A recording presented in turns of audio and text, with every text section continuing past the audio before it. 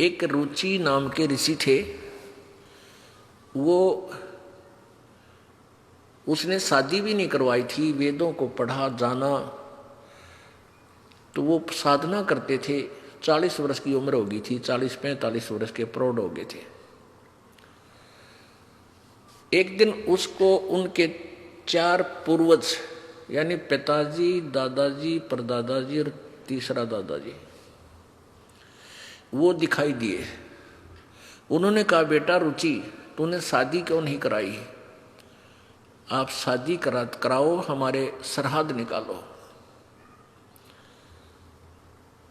तो रुचि कहता है, पितृमहो, वेद में ये कर्म कांड श्राद्ध आदि निकालना तो मूर्खों का मार्ग बताया है, अविद्या कही है। फिर आप मुझे क्यों इस शास्त्र विरुद्ध साधना में लगाना चाहते हो?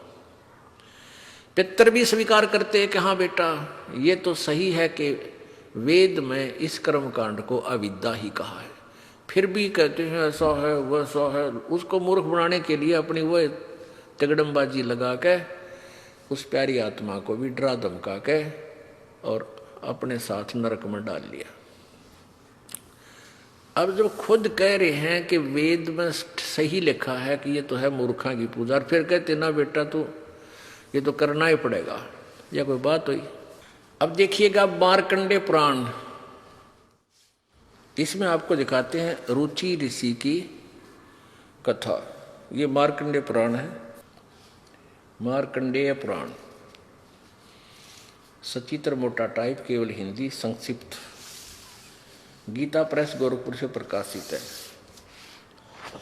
गीता प्रेस गोरखपुर जो है हिंदू समाज के लिए ISI मार्क है। मार्कंडेय पुराण सब गीता प्रेस गोरखपुर से प्रकाशित है। प्रकाशक हैं एवं मुद्रक गीता प्रेस गोरखपुर, गोविंद भवन कार्यालय, कोलकाता का संस्थान। इसके 243 पृष्ठ पे 42 पे आपको दिखाते हैं। पृष्ठ नंबर 242,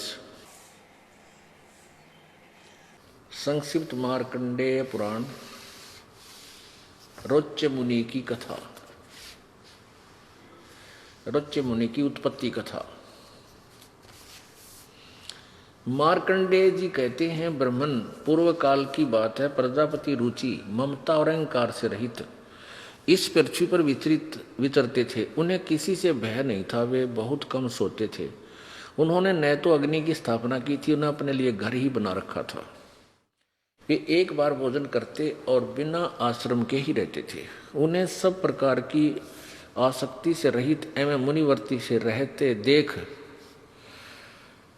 उनके पितरों ने उनसे कहा। पितर बोले, बेटा विवाह स्वर्ग और अपवर्ग का हेतु होने के कारण एक पुण्यमय कार्य है, उसे तुमने क्यों नहीं किया?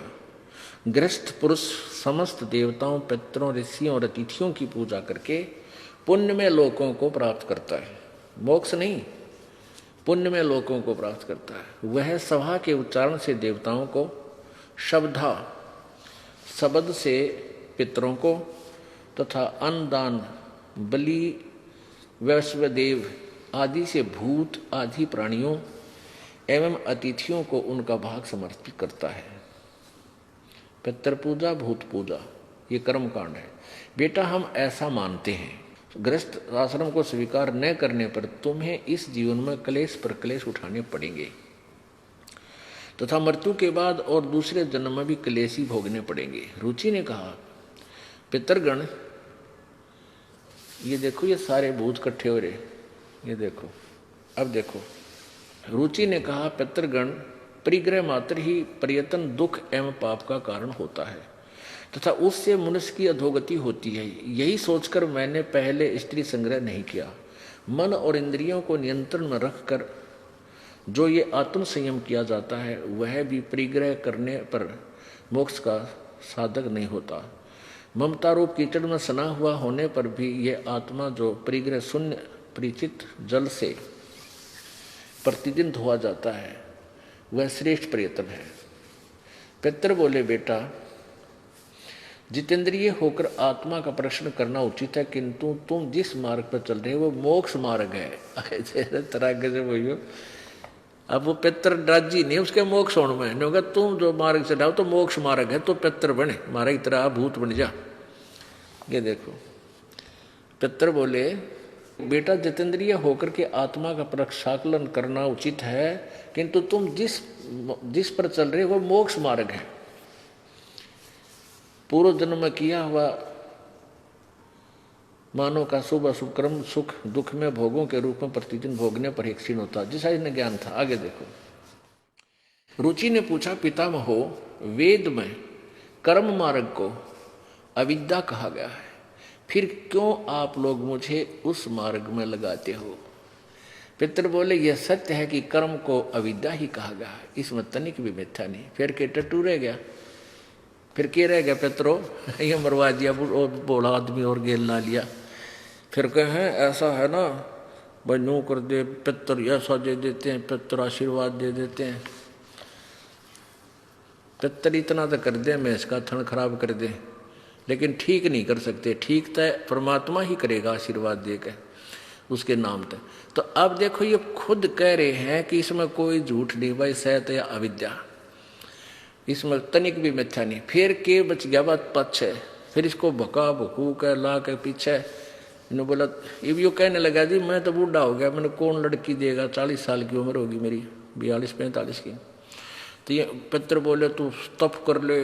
उसने तप किया। फिर एक स्त्री आई अपनी लड़की ने लेकर, एक ऋषि जी आप मेरी लड़की से शादी कर लो। जब उसने शादी करी और फिर पितर वाले खड्डे में रुचि फिर पड़ गया, आप बिगड़ गया। ए परमात्मा ए बंदी छोड़। और वो पितर खुद कहे तू तो मोक्ष मार्ग पर लग गया, गलती कर दी, पितर नहीं बना वो पितर बनवा दिया।